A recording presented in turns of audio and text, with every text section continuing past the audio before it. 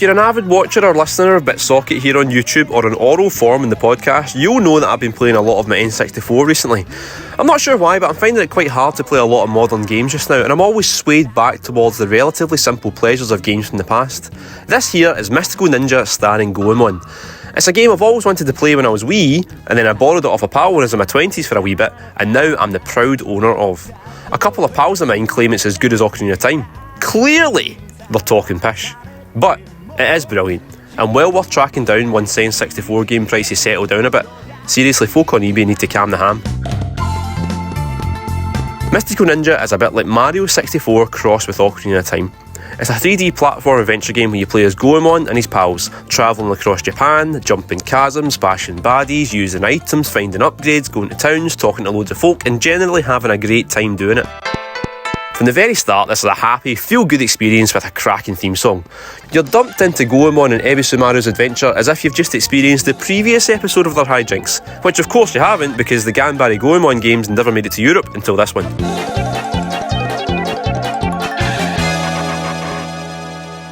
The great thing about Mystical Ninja is that it just trusts you to wander about and find your way forward. Generally, you can wander off anywhere and eventually find a wee upgrade or item that will help you unlock a path somewhere else.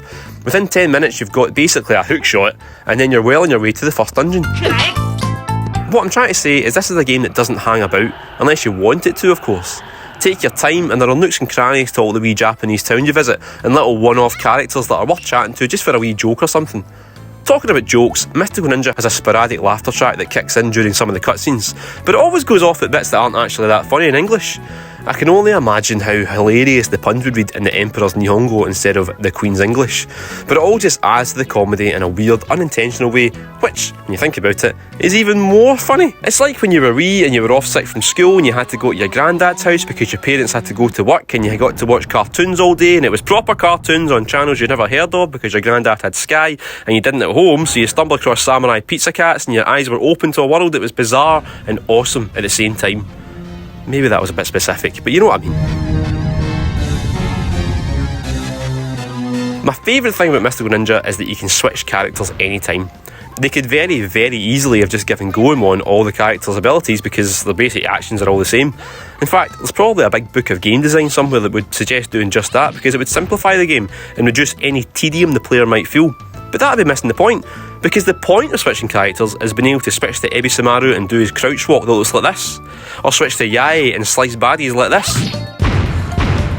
One last thing, I need to talk about the music.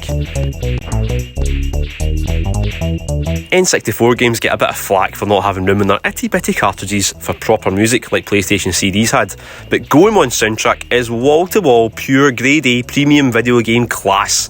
Similar to Mario 64's Hazy Maze Cave, the dungeon soundtracks evolve as you get further through them. The entire soundtrack has this distinctive mix of traditional Japanese instruments and 70s era disco synth sounds, like this bass line that plays through Ghost Toy's castle that just... it's just too much.